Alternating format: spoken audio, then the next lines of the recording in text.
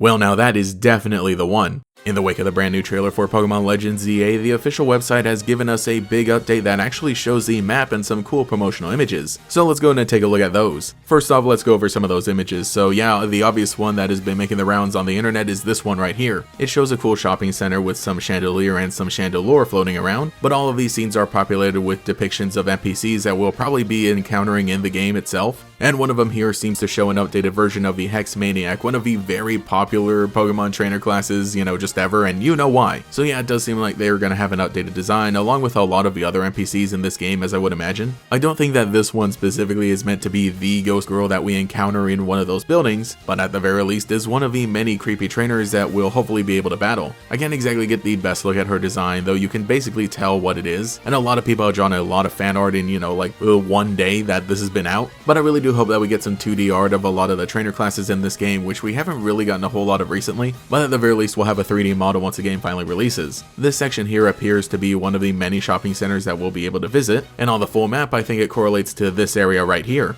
Next up, we have one of the Pokemon centers, and a lot of these images also confirm a lot more Pokemon that are going to be appearing in the game, though I don't think it was too much of a surprise to see Houndoom here because it has a Mega Evolution. But this does also give us a good look at the Pokemon centers and how they'll work. There's a little ramp to go up, and like I said in the main video discussion yesterday, we'll be able to enter them, access them, and then leave without encountering a loading screen. We also do get a little bit of a better look at the nurse design that's going to be in the game. I don't exactly know where this one could be, but really it could just be any Pokemon center in the city. Next up is this really cool art piece where a trainer and her Emolga watch some of the flying Pokemon. And yeah, I guess Spritzy does count as a bird. There are some hedges outside, and I think when it comes to the full map, it is this area right here. Specifically the one with all the birds on it because, there are a lot of birds around, but also because the area next to it has a bunch of hedges. And when I looked on the map, it was one of the only areas that does have hedges at all. There is another really nice piece where a trainer and their Scatterbug watch a bunch of Vivillon flying around Prism Tower. And yeah, this one could just be any of the little areas with benches around the tower, but it's a really cute idea for a drawing. Then we have this one that shows a building with a big curved roof, and I assume that this is a museum, given the fact that we see an artist standing outside about to walk in.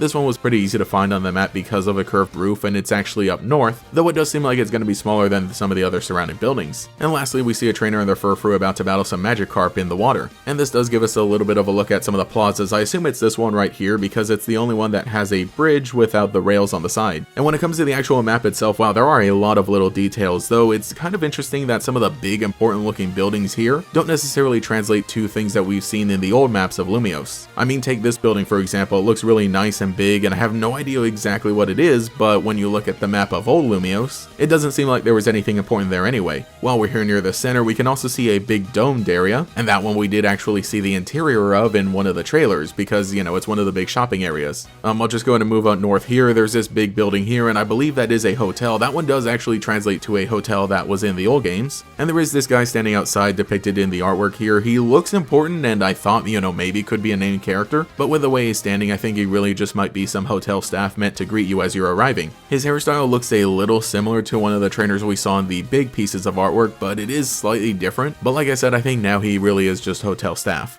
Going over to the left, we see the Quasar building, which we know is going to be somewhere important that we'll visit, and I don't have much else to say about that until we actually learn a lot more about what exactly is going on there. But as we can see, it is going to be an important place where a lot of people are employed. Something else interesting I wanted to mention is it looks like we have a power grid over here in this section, but I really hope that they do have it upgraded so that we don't lose power in Lumiose City like we did before. But oh boy, I can really imagine it as being an easy way to block off certain sections of the map until we, gain certain experience or progress through the story. I definitely expect us to visit here at one point to restore some power at some point. Kind of rounding out and coming to the south, there is this one section here where there's a little dip down and it looks like there is actually sewer access. Overall, the waterways in Lumiose seem to be expanded in this map, and it looks like we'll actually be able to visit a lot of those places, get in the water ourselves and battle some of the Pokemon in there. But yeah, just the fact that this part of the map actually shows an entranceway into a part where it's probably underground, gets me interested and excited. I really do hope that we get to visit there. Maybe not necessarily underground the entire city, but just a portion of it, very similar to what we had in Pokemon Black and White. And speaking of those waterways, over here to the right it looks like is going to be the main section where we actually get to access them, with a lot more bridges and some areas where we're actually able to come down to a little bit of a shore. I would imagine we'll get to ride on some Pokemon and go through these ourselves once we get the access down there. And surrounding that part seem to be some of the largest grassy areas in the entire city. Again, we're going to have certain areas sectioned off that are designated to have those wild Pokemon, and I definitely imagine that this is going to be one of them. But like I said, this patch seems to have the most grass compared to any of them. Going around Prism Tower are the 5 plazas that we know from the original games, but here they definitely do seem to be bigger hotspots for wild Pokemon and even some trainer battles potentially, just because of the artwork that we see here. Some of them depict battles that look like they could be against a trainer and a wild Pokemon, while another one seems to have an NPC there. 100% it looks like these are going to be some of the main areas, and I think it was a great idea to take those 5 designated plazas from before and effectively translate them into dedicated spaces for wild Pokemon and battles. And speaking of battles, there are a lot of battle courts scattered throughout the city. You know, it really does kind of remind me of how in Scarlet and Violet, basically every city had some sort of battle court in case you ran into Nimona at the point where she wanted to battle you. So yeah, it is just really cool to see in the Pokemon universe that they do build cities with these big battle courts for trainers. But those are just some of my thoughts and what I was able to pick out from the map and the promotional artwork. I really do love the look of this game. It has a nice bright feeling, and you know, it's just a cool little utopia of people and Pokemon, and I will love to visit here and live in real life. So if you spotted anything interesting in the map or the artwork, go ahead and let me know in the comments below. For sure, I imagine they didn't hide all that much in here because they wanted to make sure that we experience the game when it actually comes out and discover all those secrets progressively, but I'm definitely going to be holding on to this image and referring back to it every time we get a brand new trailer. So yeah, let me know what you like to see going forward as we continue exploring Lumiose City.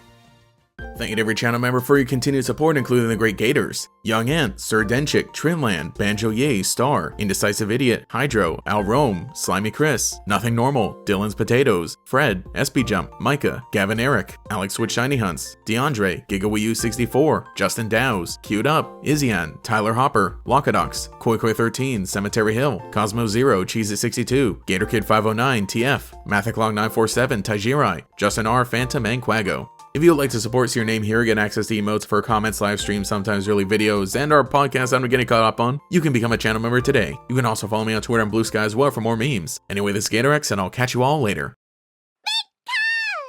Two worlds collide. Powerful Pokemon shape the future. Pokemon trading card game XY Fates Collide. In stores now. Each booster pack of 10 cards sold separately. Cards vary by pack.